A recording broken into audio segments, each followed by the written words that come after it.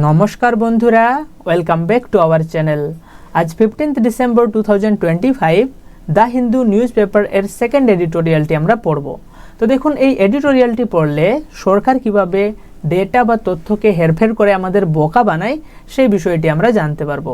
তো দেখুন, এই আর্টিকেলটিতে এয়ার পলিউশন বা বায়ু দূষণের বিষয়ে লেখা রয়েছে। এই এডিটোরিয়ালটি উত্তর ভারতীয় অঞ্চল, বিশেষ করে দিল্লি, পাঞ্জাব, হরিয়ানা এই অঞ্চলগুলিতে এই সময়ে শীতকালের শুরুতে কেন বায়ু দূষণের পরিমাণ বাড়ছে সেই বিষয়ে লেখা রয়েছে। তো দেখুন, এই সময়কালে কি হয়, আমাদের যে বর্ষাকালীন ফসল চাষ হয়ে থাকে সেগুলো উঠে যায় এবং শীতকালীন ফসল চাষ করার জন্য আমরা জমি তৈরি করি।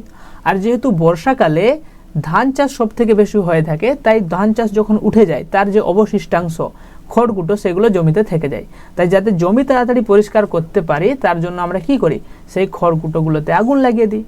যখন আমরা খড়কুটোগুলোতে আগুন লাগিয়ে দিচ্ছি তখন সবথেকে ভালো যেটা হচ্ছে সেটা হচ্ছে অনেক তাড়াতাড়ি জমি পরিষ্কার হয়ে যাচ্ছে। কিন্তু সবথেকে খারাপ বিষয় যেটা হচ্ছে সেটা হচ্ছে বায়ু দূষণ বা এয়ার পলিউশন। তাই সরকার যাতে কৃষকরা এই খড়কুটোতে আগুন না লাগায় তার জন্য অনেক ব্যবস্থা নিয়েছে এবং সেই ব্যবস্থা নেওয়ার মাধ্যমে সরকার জানাচ্ছে যে 2025 সালে এই খড়কুটো জ্বালানোর যে প্রক্রিয়াটা, যেটা মানে চলে আসছে দীর্ঘদিন ধরে পরম্পরাগতভাবে ট্রেডিশনালি, সেটা 90% পর্যন্ত নাকি কমে গেছে। 90% কমে গেছে, এখন আর অনেক লোকই জ্বালায় না খড়কুটো। কিন্তু বাস্তবে কি তাই সেটা আমরা জানি না, সেটা আমরা আর্টিকেলটি পড়লে বুঝতে পারবো। তো দেখুন, এই যে আর্টিকেলটি পড়বো, এই আর্টিকেলটি পড়ার পরে আমাদের পরীক্ষার জন্য কি পড়তে হবে। তো পরীক্ষার জন্য এখান থেকে আমরা একটার সাথে লিঙ্ক করতে পারি যে আমাদের ভারতে কোন কোন সময় কি কি ধরনের ফসলের চাষ হয়, সেটা আমরা পরীক্ষার জন্য এইখান থেকে লিঙ্ক করতে পারি। বুঝতে পারছেন? তো আমাদের মাথায় রাখতে হবে আমাদের ভারতে টোটাল 3 রকমের ফসলের চাষ হয় 3টা সিজনে। বুঝতে পারছেন? একটা হচ্ছে বর্ষাকালে খরিফ ফসলের চাষ হয়, যাকে মনসুন ক্রপ বলে থাকি। আর খরিফ ফসল কখন চাষ হয়? জুন জুলাই মাসে শুরু হয়। আর কাটা হয়, খরিফ ফসল কাটা হয় কখন? সেপ্টেম্বর অক্টোবর মাসের সময়। বুঝতে পারছেন তো? আর প্রধান খরিফ ফসল হচ্ছে পেডি বা ধান বা রাইস বলতে পারেন। বুঝতে পারছেন? বাকি এখানে বাকিগুলো লিখে দিয়েছি। আর এরপরে শীতকাল যখন আসে তখন আমাদের রাবি ফসল চাষ হয় বা রবি ফসল। এখন রবি ফসলের চাষ শুরু হবে। আর হুইট বা গম হচ্ছে প্রধান রাবি ফসল। আর অক্টোবর ডিসেম্বরের সময় রবি ফসল লাগানো হয়, আর এপ্রিল জুনের সময় আমরা তুলে নিই রবি ফসল। আর গরমের সময় চাষ হয় জিয়াদ ফসল। বুঝতে পারছেন তো? মার্চ জুন শুরু হয়, আর সামার মান্থের সময়, গ্রীষ্মকালের সময়টা আমরা তুলে নিই। ওয়াটারমেলন, তরমুজ, শসা এই সমস্ত হচ্ছে জিয়াদ ফসল। তাহলে 3 রকমের ফসল: খরিফ ফসল, বর্ষাকালীন ফসল, রবি ফসল, শীতকালীন ফসল, আর জিয়াদ ফসল গ্রীষ্মকালীন ফসল। বুঝতে পারছেন তো? এখানে আমি দিয়ে দিয়েছি পিডিএফটাতে অনেক সুন্দর করে। তো আপনারা যদি পিডিএফটা ডাউনলোড করতে চান তাহলে অবশ্যই আমার ভিডিও ডেসক্রিপশানে টেলিগ্রামের লিঙ্ক দিয়ে দিব, সেখান থেকে আপনারা ডাউনলোড করতে পারবেন পিডিএফগুলো। এখন আমরা এই যে আর্টিকেলটি রয়েছে সেই আর্টিকেলটি লাইন বাই লাইন পড়বো যাতে আমাদের ইংলিশ রিডিং স্কিল ডেভেলপ হয়। ঠিক আছে? তো দেখুন, এখানে লেখা রয়েছে অ্যাড্রেসিং অ্যান অ্যানোমালি। অ্যানোমালি কথাটির অর্থ হচ্ছে অস্বাভাবিক। বুঝতে পারছেন? অ্যানোমালি কথাটির অর্থ কি? অস্বাভাবিক, মানে যেটা সাধারণ নয়, স্বাভাবিক নয়, সেরকম ঘটনাকে অ্যানোমালি বলা হয়। আর অ্যাড্রেস করা মানে কি? অ্যাড্রেস করা মানে সেটাকে সমাধান করার চেষ্টা করা। আমি অ্যাড্রেস করছি, এটা আমার ভুল হয়েছে, এটা আমি ঠিক করার চেষ্টা করছি, তাই না? তো অ্যাড্রেস কথাটা এইভাবেও আমরা ব্যবহার করতে পারি। আর এন তো একটা আর্টিকেল, হ্যাঁ না? এন একটা আর্টিকেল। তাহলে এন অ্যানোমালি, এই যে অস্বাভাবিক ঘটনাটাকে অ্যাড্রেস করছি মানে সমাধান করছি। তাহলে অস্বাভাবিক ঘটনাকে সমাধান করার বিষয়টাই হচ্ছে এন, মানে অ্যাড্রেসিং অ্যান অ্যানোমালি। বুঝতে পারলেন? এখন আমরা পড়ার চেষ্টা করি। দ্য সেন্টার মানে কি? সেন্টার মানে কেন্দ্র সরকার।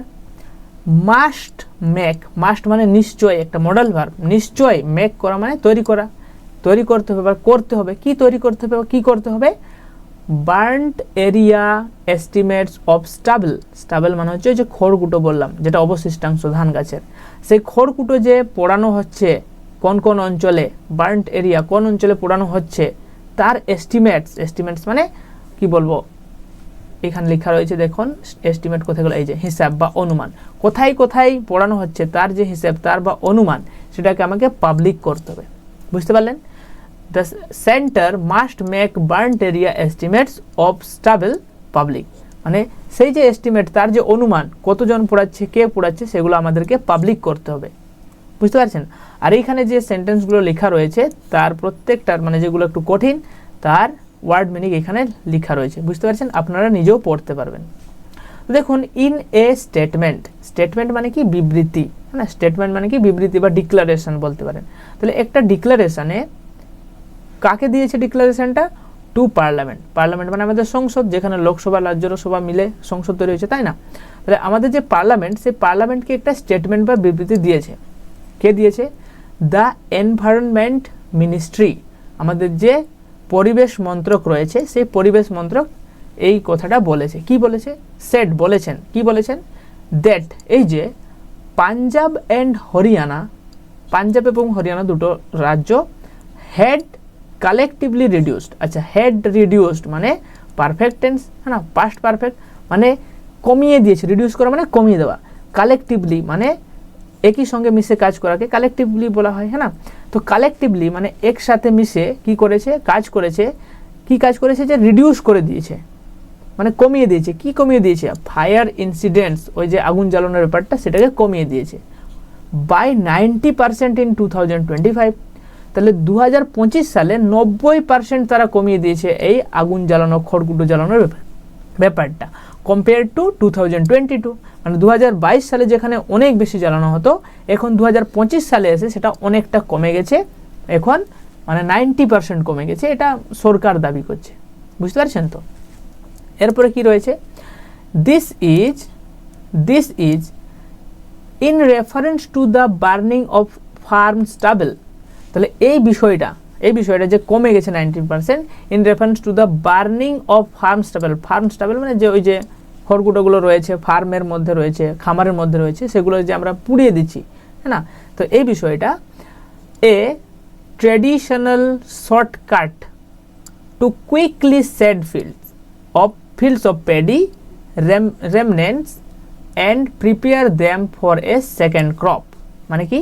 এই যে আমরা পুড়িয়ে দিচ্ছি, হ্যাঁ না, যে আমাদের খড়কুটোগুলোকে, এটা হচ্ছে একটা ট্রেডিশনাল শর্টকাট, মানে একটা অনেক দিন ধরে চলে আসা, পরম্পরাগতভাবে চলে আসা একটা শর্টকাট, মানে খুব সহজ পদ্ধতি। কিসের সহজ পদ্ধতি? To quickly seed fields of paddy remnants, মানে যেখানে সেই ধান গাছের পেডি মানে ধান গাছের যে রেমনেন্টস রয়েছে, রেমনেন্টস মানে অবশিষ্টাংশ, বুঝতে পারছেন তো, রিমেন্স, হ্যাঁ না, লেফট ওভার যেগুলো পড়ে রয়েছে, সেইগুলোকে পরিষ্কার করা। সেট করা মানে কি? সেট করা মানে পরিষ্কার করা, পরিত্যাগ করা, ফেলা বা রিমুভ করা, হ্যাঁ না। সেগুলোকে রিমুভ করার জন্য একটা শর্টকাট পদ্ধতি হচ্ছে পুড়িয়ে দেও তাদেরকে। And prepare them for a second crop, আর জমিটাকে দ্বিতীয়বার যে ফসল চাষ হবে, রবি ফসল চাষ হবে, তার জন্য প্রস্তুত করে দেওয়া। বিশেষ করে ইন দিস কেস হুইট, মানে সেকেন্ড কি ফসল চাষ করব আমরা? ধান শেষ হলো, এরপরে আমরা গম চাষ করব, বুঝতে পারছেন তো কীভাবে লেখা রয়েছে।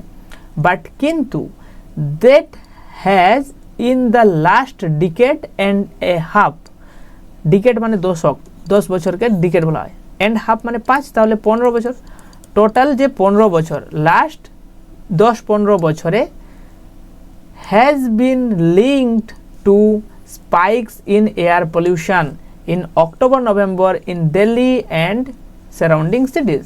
তাহলে গত 10-15 বছরে কি হয়েছে? অক্টোবর-নভেম্বর মাসের সময় দিল্লি এবং দিল্লির আশেপাশের অঞ্চলে, সারাউন্ডিং সিটিজ মানে আশেপাশের যে শহরগুলো রয়েছে, সেইখানে স্পাইক হয়েছে। স্পাইক হওয়া মানে বেড়ে যাওয়া, বেড়ে গিয়েছে, হঠাৎ বৃদ্ধি পেয়েছে, না, সাডেন ইনক্রিজ হয়েছে। কিসের? এয়ার পলিউশনের। কিসের জন্য? এই যে খড়কুটোগুলো পুড়ে দেওয়া হচ্ছে। তো আগে থেকে পুরানো হচ্ছিল, কিন্তু এখন কি হচ্ছে? এই 10-15 বছর হচ্ছে মানে এয়ার পলিউশন অনেক পরিমাণে বেড়ে যাচ্ছে দিল্লি এরিয়াতে, ওই পাঞ্জাব হরিয়ানা ওই সাইডটাতে যখন ধান গাছের মানে খড়কুটোগুলো পুরানো হচ্ছে।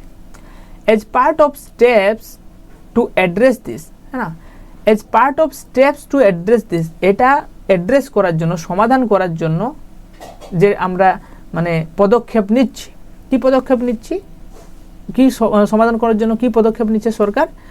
The centre and the state governments, মানে কেন্দ্র এবং রাজ্য সরকারগুলি কি করছে?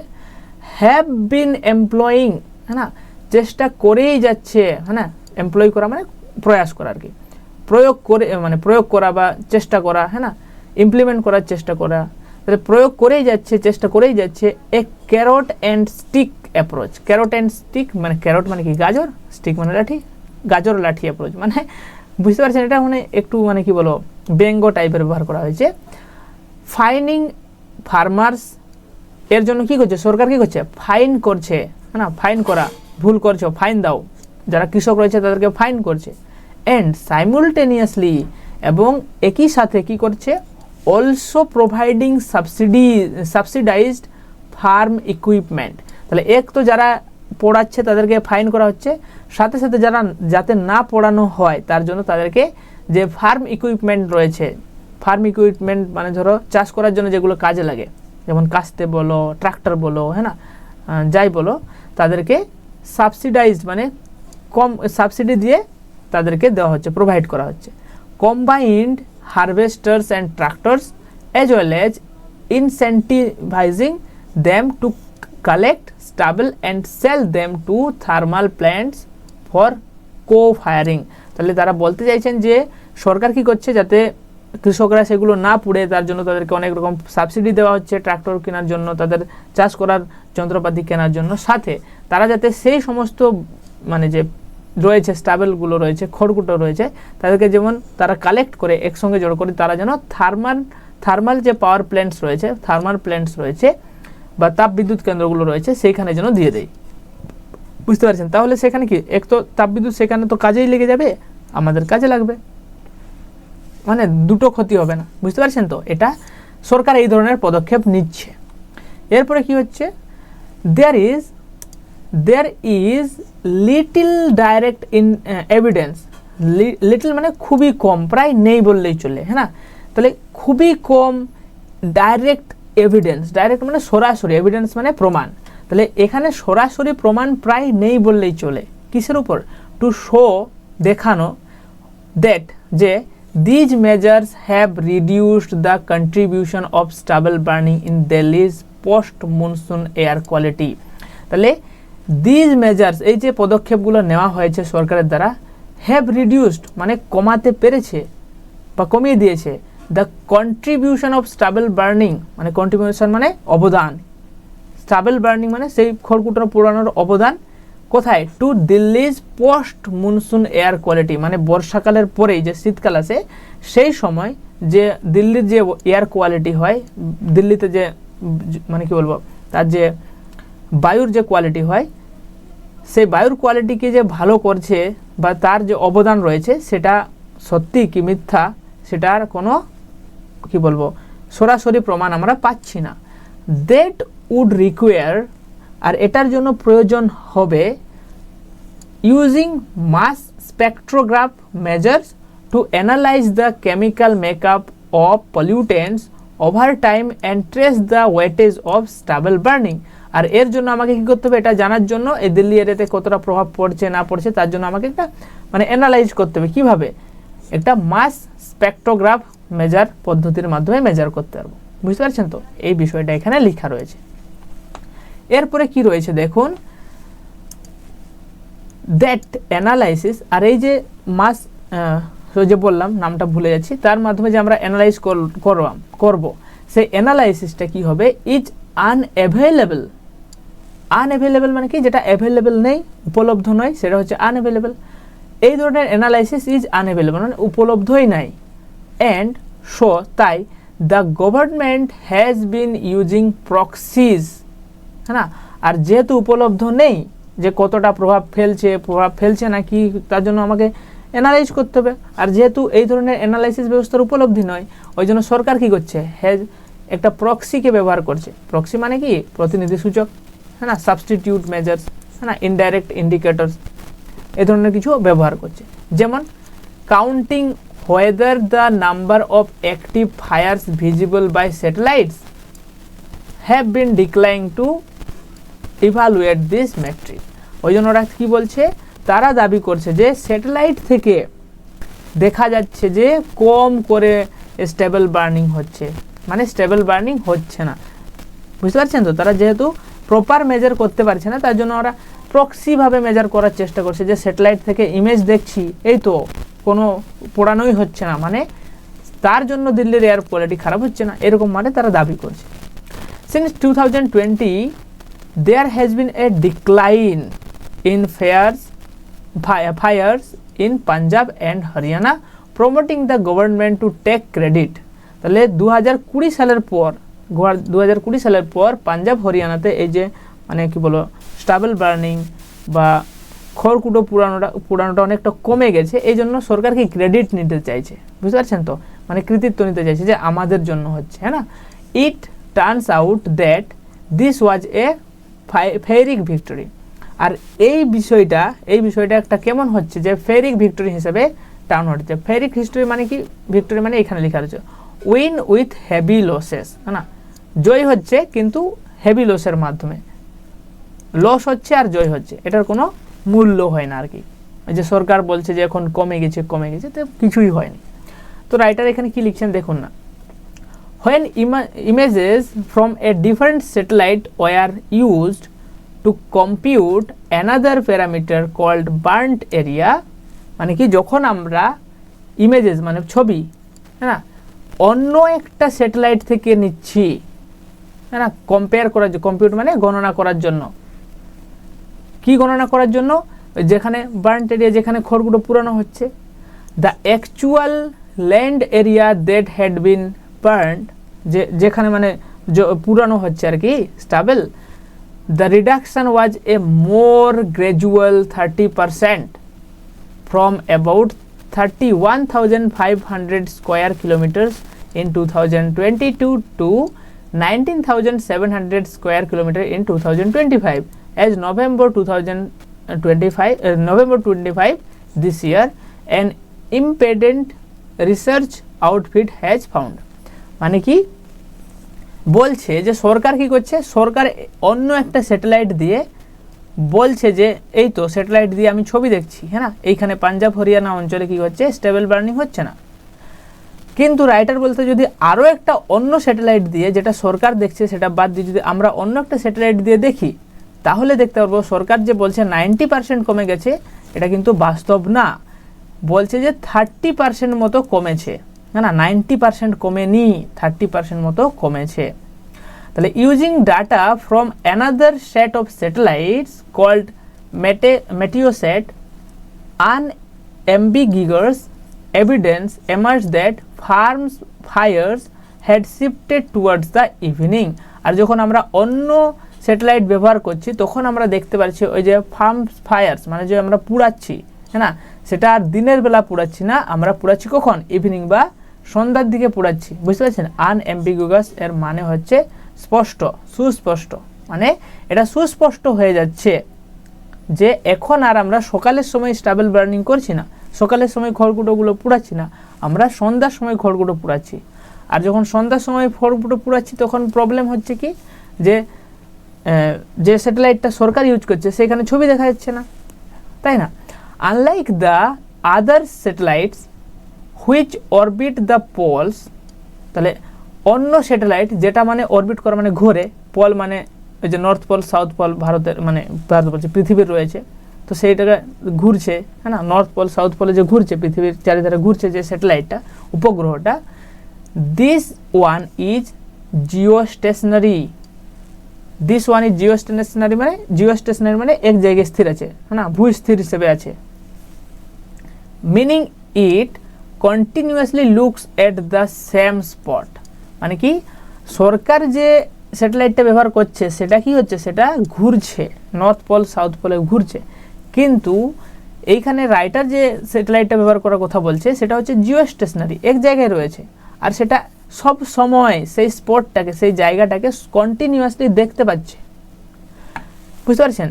The centre has been using fire count reduction based on polar satellite data, আর সরকার কি ডাটা ব্যবহার করছে, যেটা পোলার স্যাটেলাইট যেটা ঘুরে বলছে পৃথিবীর চারিধারে, হ্যাঁ না, পোল যে ঘুরে বলছে তার ডাটা ব্যবহার করছে, আর যেহেতু ঘুরে বলছে মানে ঘুরছে স্যাটেলাইটটা, তাহলে সবসময় সে জায়গাটা দেখতে পাচ্ছে না, বুঝতে পারছেন।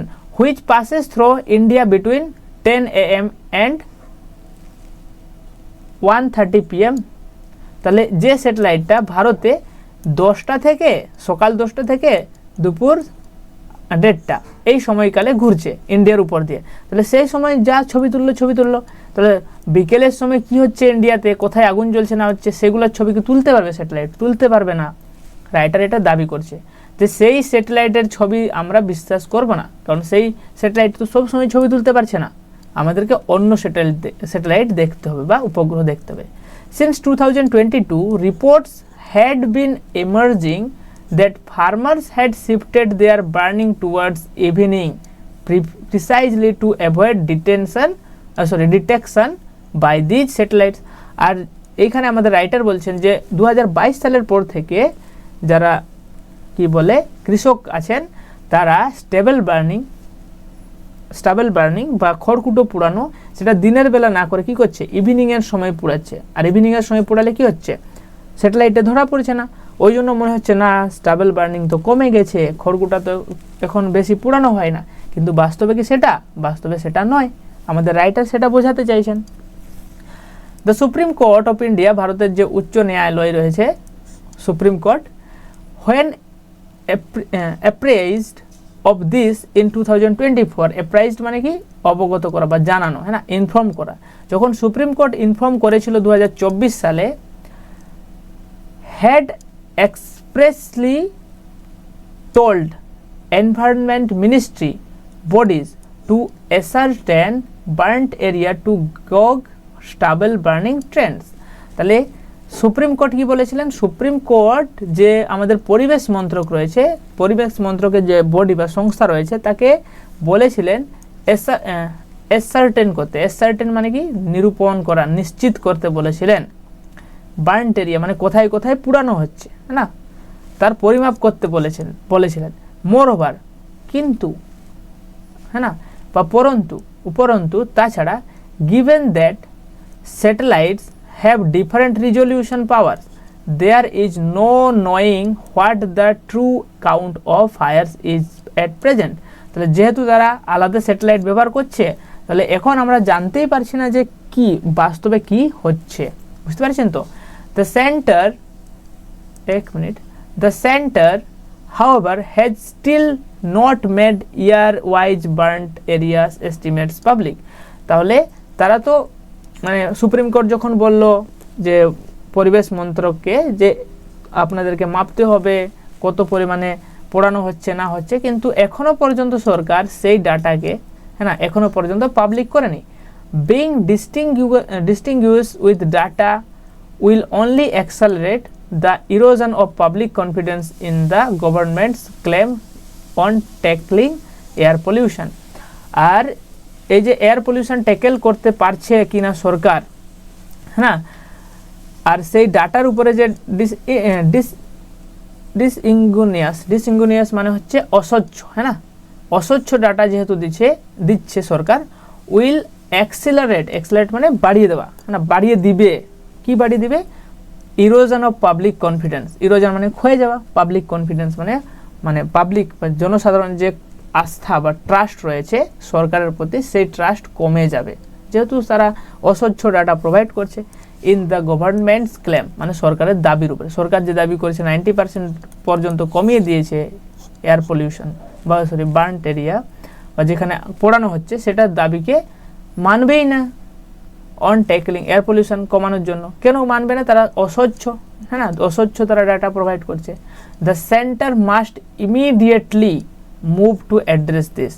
আর কেন্দ্র সরকারকে এক্ষুনি, হ্যাঁ না, এই বিষয়টার উপরে মানে এই বিষয়টা সমাধান করার কথা ভাবতে হবে, বুঝতে পারছেন তো। মানে এখানে আর্টিকেলটি শেষ হয়ে গেল। এখানে মানে রাইটার বলতে চাইছেন যে যত তাড়াতাড়ি সম্ভব কি সরকারকে, আমাদের যে কেন্দ্র সরকার রয়েছে, যত তাড়াতাড়ি সম্ভব এই যে অসুবিধা হচ্ছে এটার সমাধান করতে হবে, হ্যাঁ না। আর যে ডাটা রয়েছে সেটা পাবলিক করতে হবে, যে ডাটা সরকারের কাছে রয়েছে, যাতে সেই ডাটা দেখে সাধারণ পাবলিক জানতে পারে সরকার ঠিক বলছে না ভুল বলছে নাকি ভাঁওতাবাজি করছে, তাই না। এটাই হচ্ছে মোটামুটি আর্টিকেলটা। আশা করছি বুঝতে পেরেছেন। তো দেখুন, এই ভিডিওগুলো বানানোর একটাই পারপাস, যাতে আমরা রিডিং পড়ার মানে যাতে ভয় পাই যারা আমরা রিডিং পড়তে ইংরেজিতে, জাস্ট যাতে একটু সহজ সরলভাবে বুঝতে পারি, রিডিং পড়তে যাতে আমাদেরও মজা লাগে। আর সেকেন্ডলি এই আর্টিকেলগুলো পড়ার মাধ্যমে যাতে আমাদের কারেন্ট অ্যাফেয়ার্স বা কোন সাবজেক্টের সঙ্গে কী লিঙ্ক আছে সেগুলো বুঝতে পারি, তাই আর কিছু না। ঠিক আছে, যদি ভিডিওটি ভালো লেগে থাকেন তাহলে অবশ্যই লাইক করবেন, কমেন্ট করবেন আর চ্যানেলটি সাবস্ক্রাইব করবেন আরও ভিডিও দেখার জন্য। আর পিডিএফটার জন্য আপনারা আমার টেলিগ্রাম গ্রুপে জয়েন হয়ে যাবেন। ঠিক আছে, সবাই ভালো থাকবেন, দেখা হচ্ছে নেক্সট ভিডিওতে।